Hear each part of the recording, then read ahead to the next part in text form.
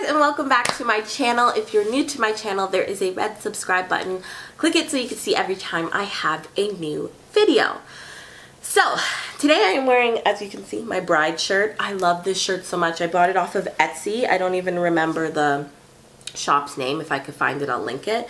But I really love this shirt. When I got engaged, I was like, I need a shirt that says bride on it. And now I'm like, I really need to buy one that says wifey and one that says mama, because those are my new titles now. But I still wear this shirt at home. It's really comfortable. People, my family will be like, Michelle, you really should not wear that anymore. But I'm like, listen, I will always be my husband's bride. So I feel like it's relevant. I can still wear it, but I need to order a new one. But anyways, that's besides the point.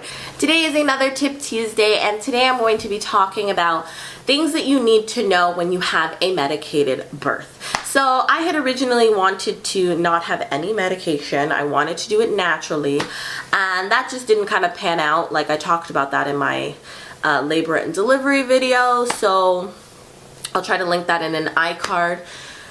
But I ended up having an epidural. So because I did know some of these things and some of these things I didn't know at all, and because I wasn't planning on having it, I didn't really do a ton of research and information about it. Like, I didn't educate myself as much as I probably should have, knowing that anything can happen. So these are the things that I learned about having a medicated birth, just so that, you know, maybe it'll help you guys. Some of you may be deciding, yes, I do want a medicated birth. I wouldn't do it any other way.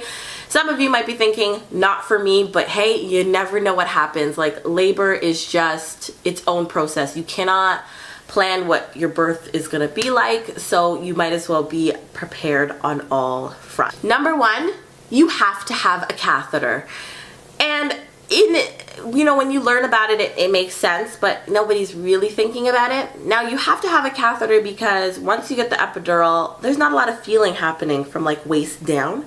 So getting up and going to the bathroom is not something that happens, because you can't really walk when you have the epidural because there's not a lot of feeling. So they put a catheter in you in order to drain your bladder. There's other things that result from the catheter that I will talk about a little bit later, but yes. Some places they will insert the catheter and they will leave the catheter in. There'll be like a little bag and it'll just kind of keep draining. So you just have the catheter in. Other places, what they do is, so what I had was that the midwife would every once in a while like put the catheter in and drain it, and then they would take it out. So it wasn't just in there the whole time. They would just put it in to drain it out. And that's kind of how it goes. Number two is an obvious one. You're stuck in bed. Again, not a lot of feeling, waist down. So you're laying in this bed on your side or on your back. The bed is not that comfortable. And it's just hard to be restricted when you're in pain like that, to be restricted to the bed. You're hooked up to the machine to give you the epidural. So you're just kind of stuck there for however many hours your labor is, and you know, that's something to think about. Number three goes along with having the catheter, is that you can't leave and go home until you're able to go to the bathroom on your own.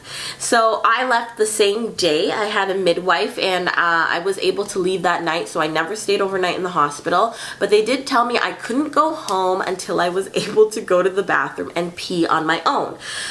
This is because the epidural is numbing things, so you're not having this connection of the feeling from your brain to your body.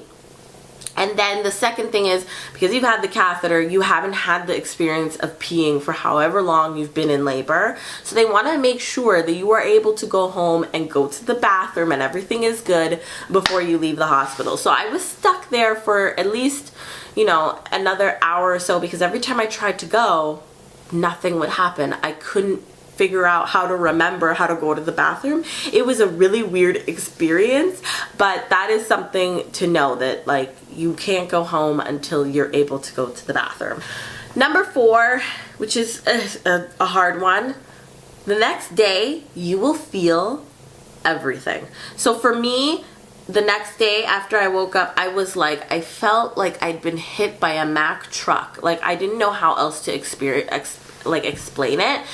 That day you're on the epidural, you're not feeling all the pain and everything, you know, you're pushing, you have your baby, you're running on adrenaline, and the next day you wake up and you're like, what? Like you felt like you got hit by a truck, or you ran a marathon, or you were like went 12 rounds in the ring. Like you're using muscles to push your baby out that you've never used before, and so you just have more pain in places that you didn't have before. You're feeling everything that's going on down there that you weren't feeling before, and you just feel so tired. Your arms hurt. My arms hurt from holding my legs up when I was pushing. My legs hurt from pushing. Like muscles that I was using to push that I never used were hurting. It was just an overall like soreness that I really didn't expect to happen, because you weren't feeling that pain all along, and then all of a sudden it just like boom, here it is. Number 5 is sometimes your epidural doesn't take. So sometimes your epidural doesn't take at all. Some people get it and they're not completely numb, or they're still feeling the pain, or whatever the issue may be. So you may get it and it may not work the way that you want it to, because everybody reacts differently to medication. For me, I had the epidural and I was still feeling a little bit something, so they came back and they had to redo it, and then my epidural wasn't working. Like the machine stopped working, but they were still pushing the oxytocin, and so my contractions just started to come through like really strong, and I was like, am I supposed to feel this? So they had to call him back to redo it. So it doesn't always go the way that you think it's gonna go. It may not work, it may not numb you as much, you may still feel a lot, it just really depends on your body. So don't go into it thinking necessarily like, I'm not going to feel one single thing because I'm going to get the medication. Like, you never know how your body is going to react, and sometimes it just doesn't take the way you want it to. Number 6 is that having the epidural doesn't always help you to push effectively. When you're not feeling the pain, or you're not feeling the contraction, what you feel is pressure. You're not feeling the pain of the contraction, but you feel a pressure, and that's when you need to push. I feel like it's hard to know how to push effectively, where you need to push and how to push, because you're not feeling a lot that's going on down there. So you're kind of just trying to do your best mentally to figure out how to push, and then obviously your doctor, your OB or your midwife or whoever will tell you if that's how you should be pushing or things like that. So sometimes you may be more exhausted because you're not pushing effectively, and it may take you a little bit longer to push your baby out because of that. And then again, the next day you may feel more pain because you weren't pushing as easily as you could have. So sometimes it doesn't help you to push as effectively having the epidural. And the next thing is that, and this is a good one, it helps you to sleep and it helps you to relax. So that's something that's really nice about the epidural, is that when I got it, I was able to kind of go to sleep, especially because I went into the hospital at like 12 in the morning, and I was there till 1 p.m. the next day when she was born.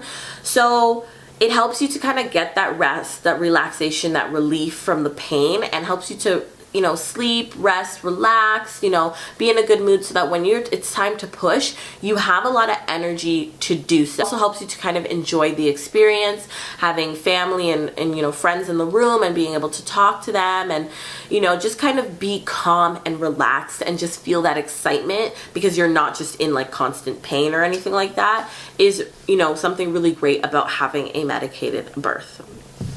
And that's it for the things that I didn't know or didn't really realize or think about having a medicated birth. Okay, so my memory card just got full while I was recording. But anyways, there is one last thing that I want to talk about in terms of about this subject of medicated birth, natural birth, whatever.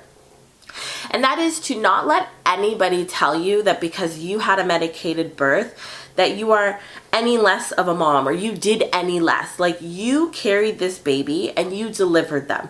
You gave birth, and that is hard. It's taxing emotionally, physically, mentally. And whether you do it naturally, whether you do it medicated, whether you have a C-section, you have gone through a ton, and it does not make you any less of a woman, any less of a mom, or anything because you chose something different. So don't let anybody tell you otherwise.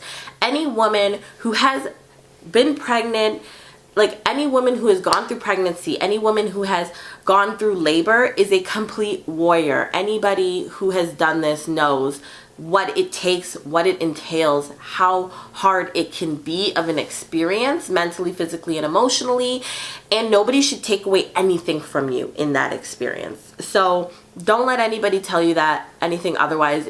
You guys, you are a warrior. You have done something so beautiful, wonderful, magnificent, and difficult, and so nobody should take that away from you.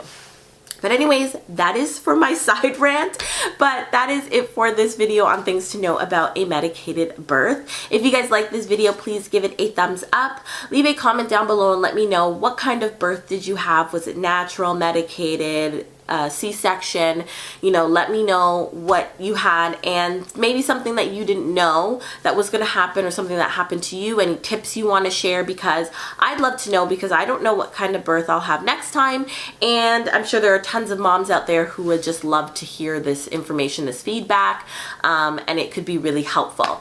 And if you guys aren't already, please subscribe to my channel and join my internet family here. I'd love to have you, and I will see you guys in my next video. Love you guys. Bye.